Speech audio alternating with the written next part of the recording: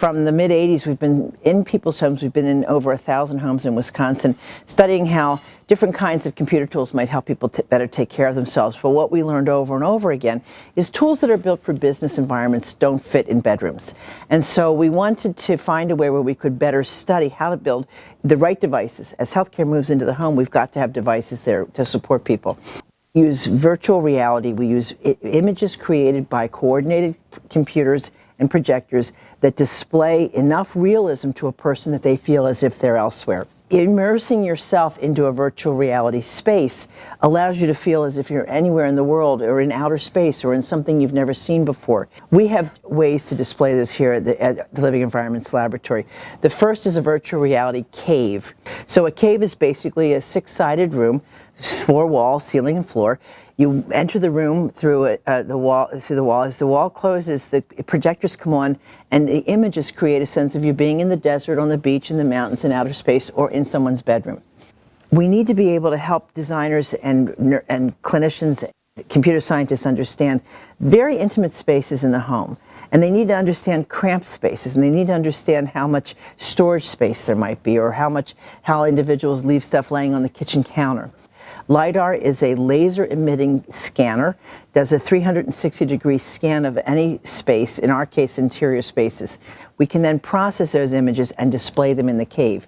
So instead of having to use the rather fake-looking displays that we originally developed, we now have very realistic spaces. But once we do that, we're able to walk through a person's house as if we're actually in the house.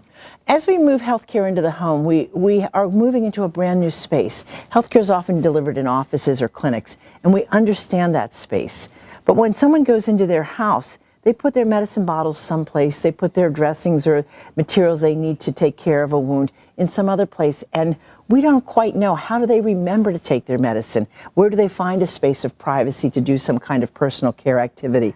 So we need to understand viscerally what it's like to be that person in that house. And our plan is we capture these images, and then we will run a series of studies over the next 3 years, bringing first specialists, then lay people, and then a whole group of community people who in through the homes to ask them what's their sense of what in this space helps or interferes with you being able to give care to yourself. And so if they're trying to figure out, will this oxygen tank fit in a bedroom, they'll have a model home that they can test, knowing the dimensions of the oxygen tank, knowing the dimensions of the bedroom. So we're going to be providing a design platform. Actually, there are real estate uses of this. We've worked with a meat packing plant to know how to better lay out the tables for processing meat.